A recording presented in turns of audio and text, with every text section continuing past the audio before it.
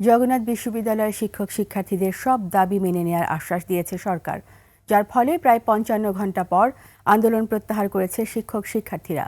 তবে পরবর্তীতে কোনো গড়িমসি দেখলে আবারও রাস্তায় নামার ঘোষণা দিয়েছেন তারা। মাহতাব মিনহাজের প্রতিবেদন।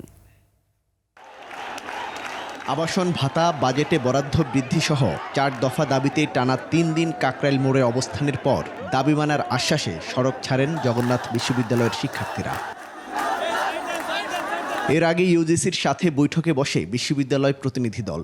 বৈঠক শেষে সন্ধ্যা ৭টার পরে আন্দোলনরত শিক্ষার্থীদের কাছে যান ইউজিসি চেয়ারম্যান। ৪ দফা দাবি মেনে নেয়ার কথা বলেন তারা। একটি পরিবার হিসাবে আপনাদেরকে সবাইকে সাথে নিয়ে আমরা অগ্রসর হব। সব ধরনের যা কিছু সমস্যা আছে ইনশাআল্লাহ আমরা একসাথে থাকলে সমাধান করতে পারবো। সবকিছু রেসপন্সিবিলিটি ইউনিভার্সিটি গ্রান্টস কমিশনের তরফ থেকে আমি এবং আমার সম্মানীয় সদস্য গ্রহণ করছি।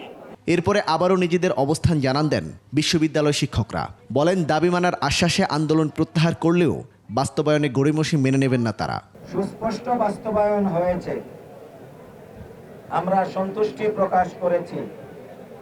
তারপরেও যদি কোনো প্রকারের কোনো গড়িমসি এবং নয়সয় এবং আন্দোলনের পরিভাষায় বুজুম বাজুম এইটা যদি পরিদৃষ্ট হয়,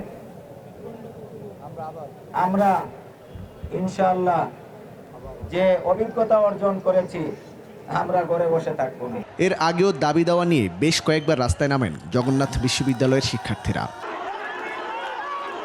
মাহতাব মিনহাজ, ২১ টেলিভিশন, ঢাকা।